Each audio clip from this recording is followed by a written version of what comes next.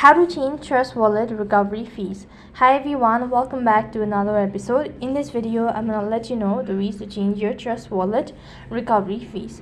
So what you need to do is basically to change your recovery fees, you have to log in, and if you go to your gear icon from the top right and select wallets. When you select wallet here, you could go ahead and press on the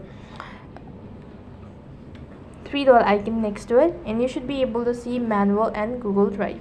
You would go ahead and press on it, enter your pin, and it's going to direct you to the page where you can actually go ahead and see your secret fees.